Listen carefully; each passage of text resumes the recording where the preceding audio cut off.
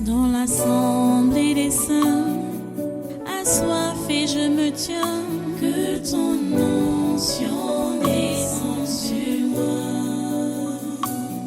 Conscient que mon destin est dans le creux de ta main, que ton onction descende sur moi. Je suis disposé, assoiffé, que ton onction descende sur moi. Je suis disposé, assoiffé,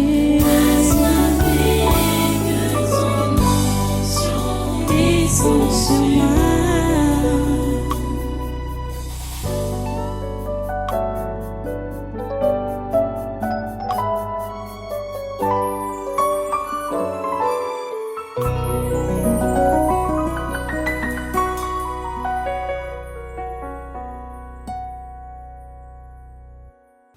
Alléluia.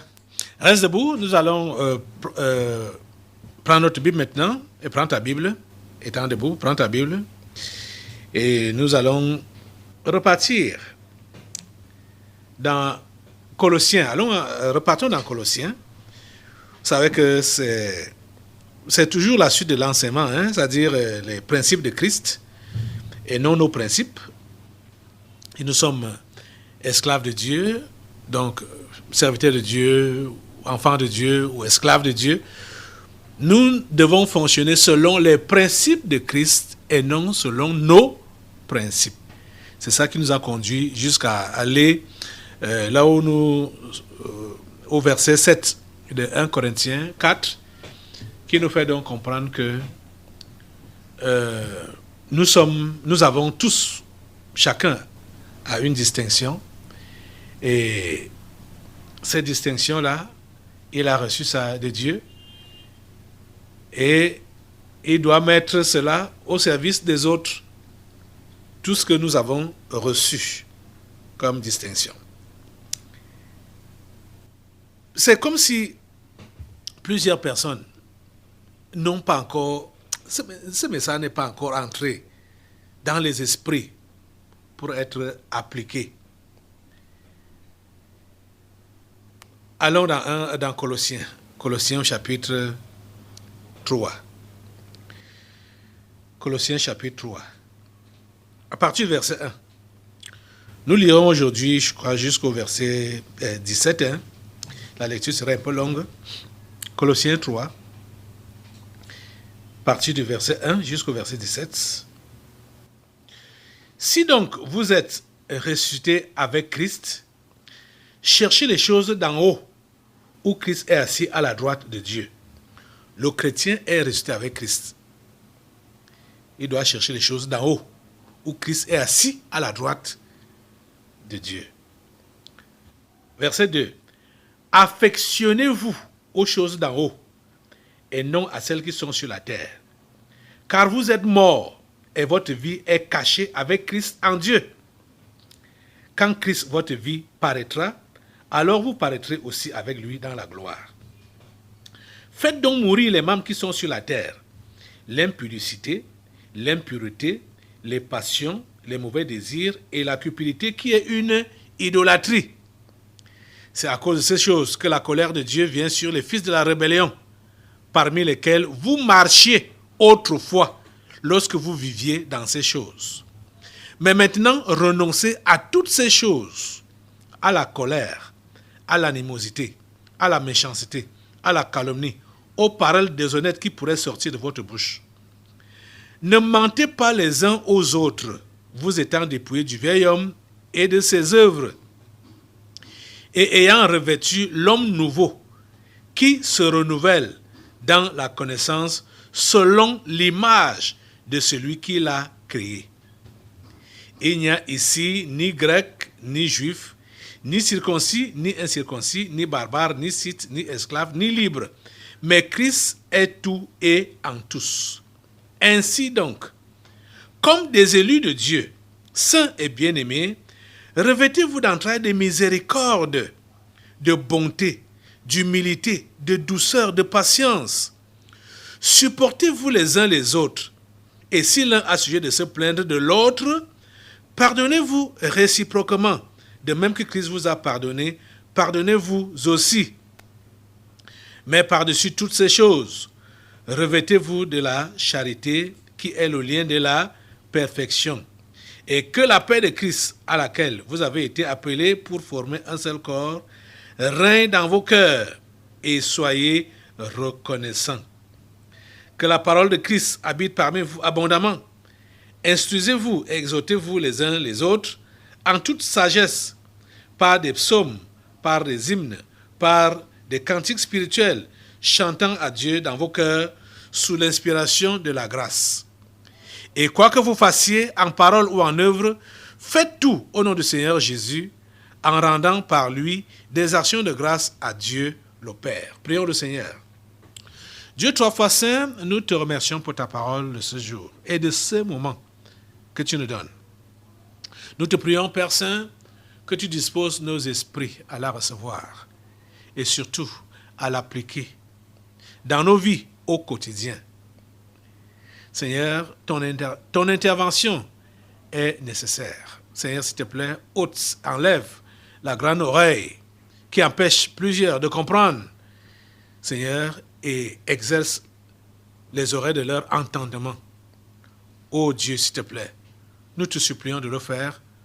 Au nom puissant de Jésus, nous avons prié. Amen. Alléluia. Merci Seigneur. Voilà. Nous continuons. Nous avons déjà lu ce passage. Et vous savez que c'est quand on est arrivé ici, au verset 10, il nous dit que, ayant revêtu l'homme nouveau, qui se renouvelle dans la connaissance, selon l'image de celui qui l'a créé. On a vu que l'homme nouveau se renouvelle. Qu'est-ce qui permet que l'homme nouveau puisse se renouveler? C'est la parole. Et il se renouvelle comment? À l'image de celui qui l'a créé. Et l'image de celui qui l'a créé, l'image de Dieu, c'est quoi? C'est l'amour. Dieu est amour. C'est là qu'on voit son image. Donc, quand on est régénéré par la parole de Dieu, quand on est recréé par la parole de Dieu, on reçoit la nature de Dieu dans notre esprit. Et cette nature de Dieu dans notre esprit, c'est ça qui est donc l'amour. L'amour. Pas le genre vulgaire, là, pas le genre du monde, mais la qualité d'amour de Dieu, qui ne dépend pas des circonstances, qui ne varie pas et qui ne change pas selon les contextes ou les circonstances, et qui n'est pas non plus il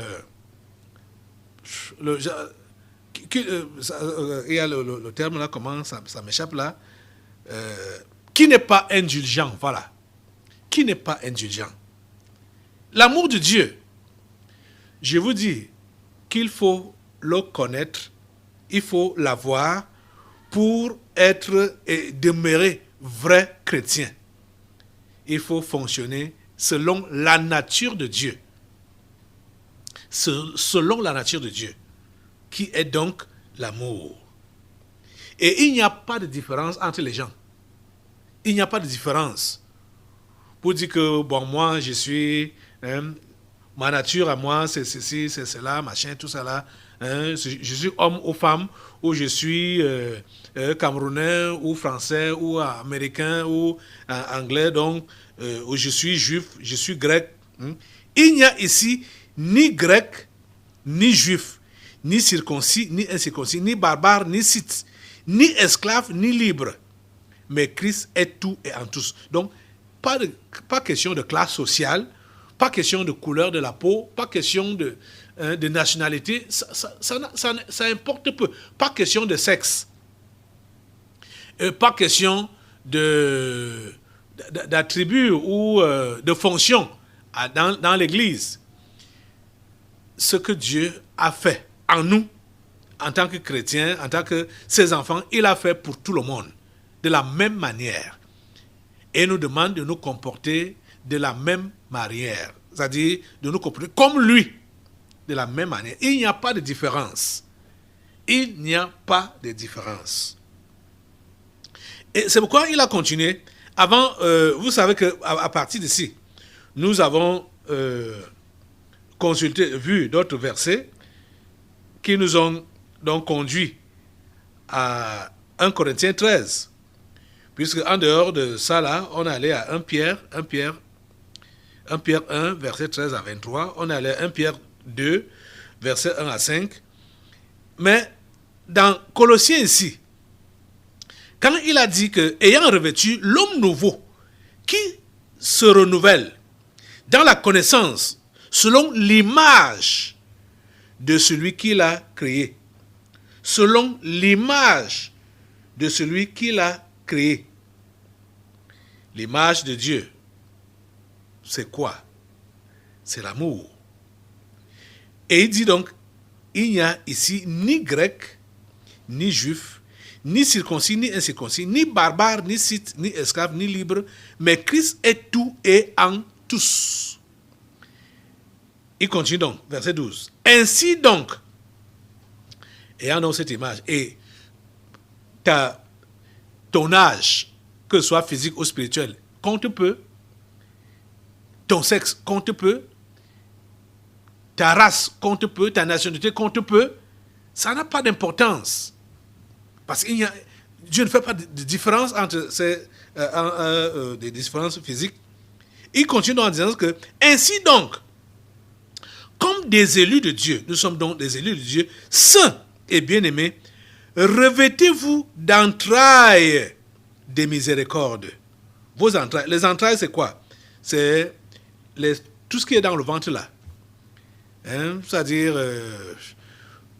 l'estomac, le foie, le cœur, les intestins. Vous savez que quand quelqu'un est content ou a mal, c'est comme si les entrailles se resserrent. Et quand il est content, c'est comme si les entrailles s'ouvrent, c'est-à-dire il est dégagé. Vous voyez? Et la Bible nous demande d'avoir donc, ainsi, comme des élus de Dieu, saints et bien-aimés, revêtez-vous d'entrailles de miséricorde. Ah, les entrailles de miséricorde, c'est un vêtement dont on doit se revêtir. Donc, ce n'est pas quelque chose qui nous est imposé, c'est pas quelque chose, c'est quelque chose où on doit poser un acte pour être miséricordieux. Revêtez-vous d'entrailles de miséricorde, de bonté, d'humilité, de douceur, de patience. Vous voyez que il s'agit là des qualités de l'amour. Ce qu'est l'amour dans 1 Corinthiens 13. C'est ça qu'il dit ici. C'est ça qu'il répète ici.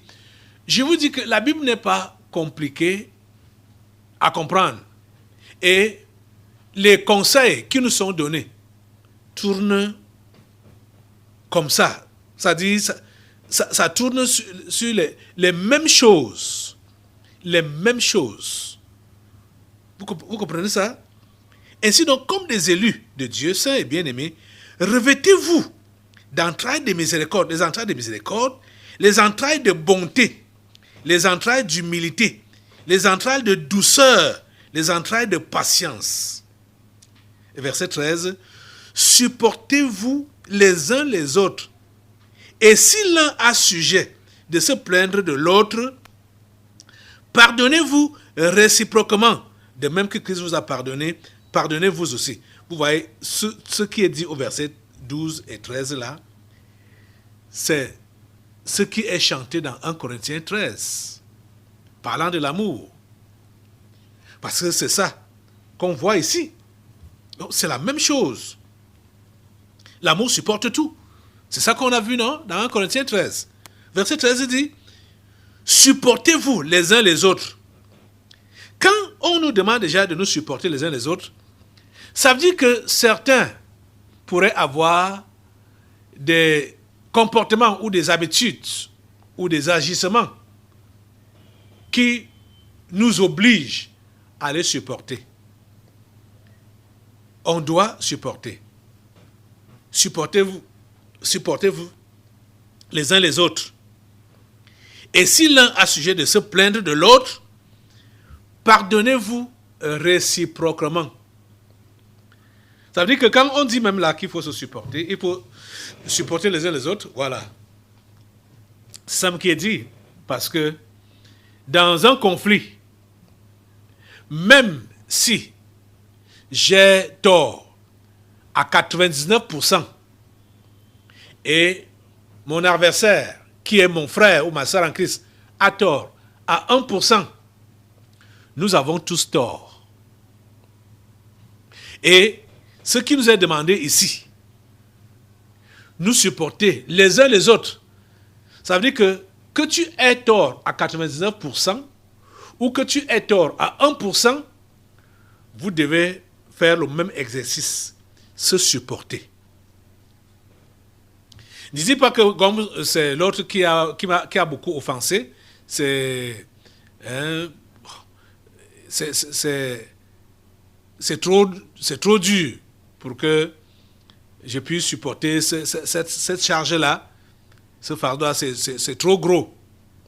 Je dis, même si tu as tort à 1%, l'autre a tort à 99%, tous les deux, vous devez vous supporter réciproquement et tous les deux, vous devez vous pardonner réciproquement. Vous comprenez? Tous les deux.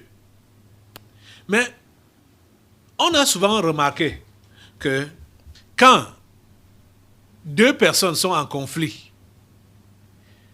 l'un comme l'autre veut chercher à avoir plus raison. C'est-à-dire, les deux parties, chacun veut avoir raison. Personne ne veut supporter le tort. Personne ne veut accepter le tort. Ce n'est pas bien quand on a l'esprit de justification. Et ce genre de personnes, quand on interpelle, et parce qu'on veut leur faire des remarques, et on leur fait la remarque, c'est là que la personne trouve bon de faire la remarque aussi chez la personne qui lui fait les remarques. Tu attendais quoi avant? Tu attendais quoi avant? Vous voyez que ce genre d'esprit-là ne peut pas permettre qu'il y ait réparation de quoi que ce soit. En temps normal, quand vous êtes interpellé pour qu'on vous donne, on vous fait les remarques, on fait des reproches, n'avancez rien contre la personne qui vous fait des reproches. Si vous aviez même quelque chose à reprocher à celui-là ou à celle-là, le moment n'est pas indiqué pour que tu mettes ça sur la table. Ça va devenir juste une dispute, une discussion. Ça va devenir même des chamaillements. Ça va devenir des querelles. Parce que vous n'avez pas un esprit disposé pour recevoir les remarques qu'on vous fait. Vous n'êtes pas disposé. Vous êtes fermé. Parce que vous voulez montrer que l'autre aussi a tort. Et que l'autre aussi a des failles. Alors que vous aviez vu ces failles-là avant. Je mets ça, vous aviez vu ces failles-là avant, je préfère mettre ça entre guillemets. Mais pourquoi n'avez-vous pas parlé? Pourquoi n'avez-vous pas parlé? Pour attendre que la personne vienne vous faire des remarques pour que vous puissiez lui dire que toi aussi, tu as telle chose que tu dois aussi arranger. Ce n'est pas normal. C'est un esprit de justification.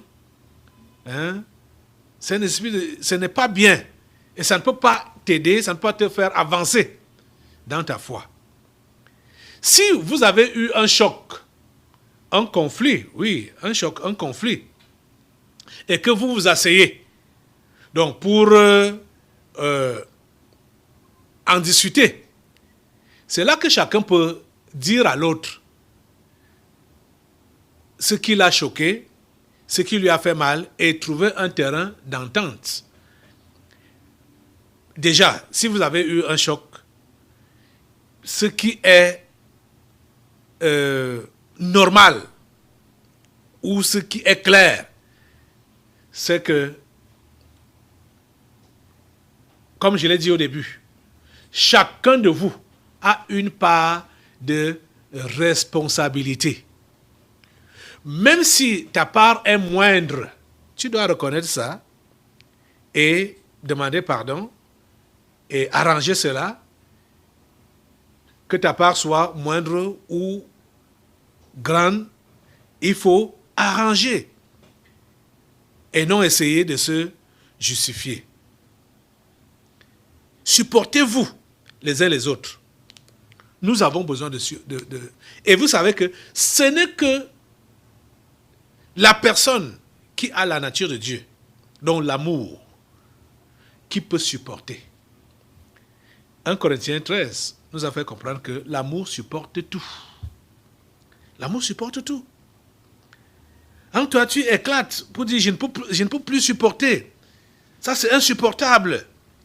Ça veut dire que tu as enlevé ou tu t'es retiré de l'amour de Dieu, ou tu as enlevé la couverture. Quand Colossiens nous a fait comprendre que nous devons nous revêtir. Donc quand tu dis je ne peux plus supporter, ça veut dire que tu as enlevé cette couverture-là. La couverture donc qui supporte.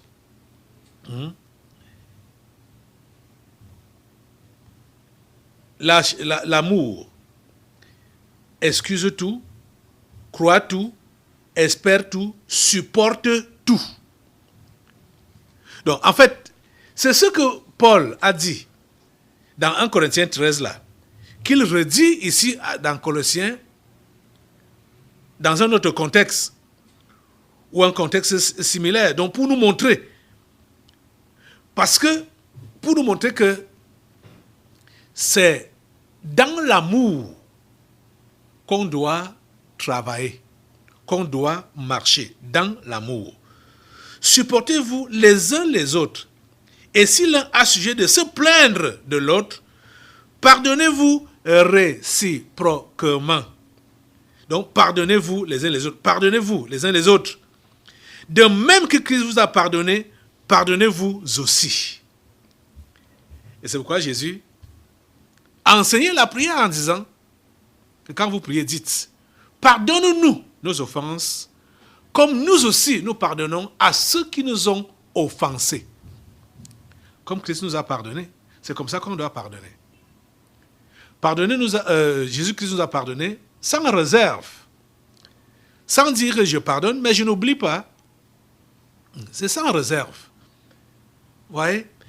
Quand vous prétendez avoir résolu les différends que vous aviez avec votre frère ou votre sœur en Christ, et plus tard, il y a encore un conflit entre vous, et à cause de ce conflit-là, vous ramenez sur la table tout ce qui était passé auparavant entre vous. Ça veut dire qu'il n'y avait jamais eu de pardon. Ça veut dire qu'il n'y avait jamais eu de réconciliation. Parce que ce n'était pas oublié, ça revient comme si c'était hier. Ça revient comme si c'était hier. Vous devez comprendre que vous n'aviez pas pardonné cela auparavant. C'est pourquoi là, c'est fraîchement. Et parfois même, c'est ce qui a été, ce qui s'est passé depuis là, qui va encore faire mal maintenant. Plus que le conflit dans lequel vous êtes entré maintenant. Vous voyez, ça veut dire quoi? Il y a eu rancune. C'est pourquoi on parle de rancœur. C'est pourquoi on parle de manque de pardon. Et beaucoup entretiennent cela. Oh les amis, la nature de Dieu doit être imprégnée en nous. On doit s'en revêtir à chaque instant. Supportez-vous les uns les autres. Et si l'un a sujet de se plaindre de l'autre, pardonnez-vous réciproquement, de même que Christ vous a pardonné. Pardonnez-vous aussi.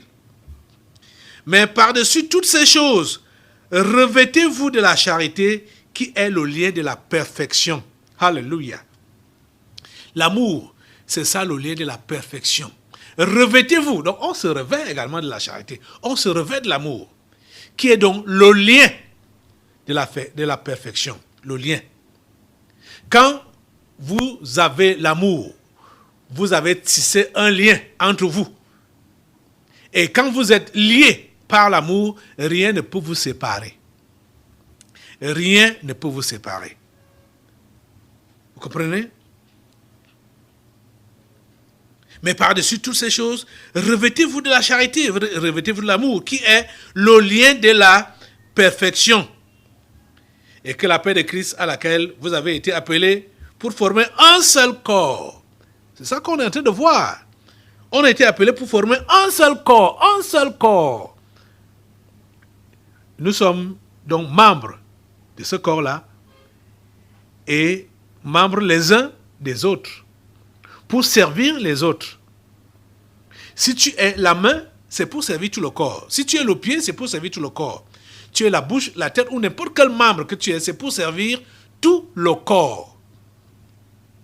Nous sommes le corps de Christ, les membres du corps de Christ.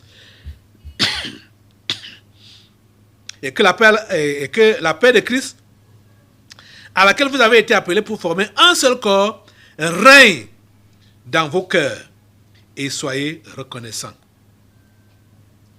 La paix de Christ règne où? Dans vos cœurs. La paix de Christ doit régner dans vos cœurs. En tant que membre du corps de Christ, vous avez été appelés à la paix. Elle doit régner dans vos cœurs. Et que la paix de Christ, à laquelle vous avez été appelés pour former un seul corps, règne dans vos cœurs et soyez reconnaissants. Que la parole de Christ habite parmi vous abondamment. Que la parole de Christ habite parmi vous. C'est cette parole, je vous dis, c'est cette parole, c'est ça qu'on a vu. Que c'est pour que l'homme nouveau soit renouvelé. C'est la parole qui le permet. Et si la parole de Christ est donc abondamment en nous, ça permet à l'homme nouveau d'être renouvelé à l'image de Dieu. Ça permet de conserver la nature de Dieu, de conserver la nature d'amour. Vous comprenez ça? C'est la raison pour laquelle plusieurs, aujourd'hui, peuvent être considérés comme des martyrs ou des sacrifiés. Mais quand tu es même martyr, ou tu te fais martyr, ou tu te fais sacrifier, ou tu te donnes beaucoup de peine pour les autres ou pour les choses de Dieu, sans amour, ça ne te sert à rien. Ça ne sert à rien. À rien absolument. Je vous dis la pure vérité. Repartons dans 1 Corinthiens 13. Repartons dans 1 Corinthiens 13. Commençons la lecture au verset 1. Paul dit quoi là? Quand je parlerai les langues des hommes et des anges, si je n'ai pas l'amour, je suis un airain qui résonne ou une cymbale qui retentit. Parle en langue comme une machine. Sans amour, la nature, le genre de Dieu, c'est des bruits que tu es en train d'émettre. Des bruits. Des faux bruits. Vous comprenez ça? C'est dans le cœur là, hein? Et ça se manifeste, hein? Jésus a dit que c'est de l'abondance du cœur que la bouche parle. Quand vous allez entendre quelqu'un débiter n'importe quoi, il dit qu'il est chrétien, et quand il s'agit, il doit parler là, même quand il prétend soit reprocher ou donner des conseils, tout ça, vous entendez le ton, le style de son langage, c'est le cœur qui parle, qui s'exprime. C'est l'abondance du cœur que la bouche parle.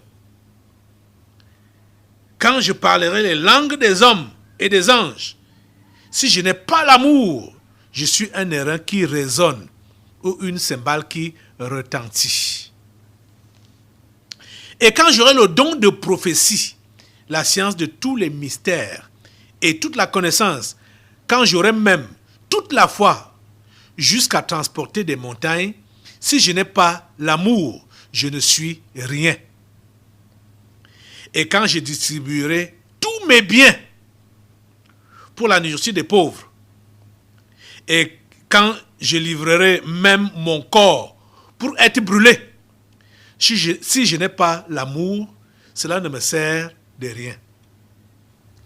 Vous voyez jusqu'où l'Esprit de Dieu est en train de parler pour nous dire que tu peux faire de grands sacrifices. Les gens vont voir, les gens vont apprécier. Des gens peuvent même imiter cela. Mais quand cela n'est pas fait avec amour et dans l'amour, c'est du gâchis. Ça ne sert à rien. Et voyez, déjà même, ce que Paul dit là, il est rare, je doute fort, qu'il y ait des gens qui font même ce genre de sacrifice ici là. C'est-à-dire ceux-là qui, peut-être au niveau du parler en langue, là, on peut entendre des gens qui font le parler en langue, machin, tout ça là. Mais sans amour, ça ne sert à rien. Ça ne sert à rien. Dire que tu intercèdes, tu as intercédé en langue, alors que tu n'as pas de l'amour dans ton cœur là pour ton prochain, ça ne sert à rien. Hein? Dans l'assemblée des saints, assoiffé je me tiens, que ton onction descende sur moi. Conscient que mon destin est dans le creux de ta main, que ton onction descende sur moi. Je suis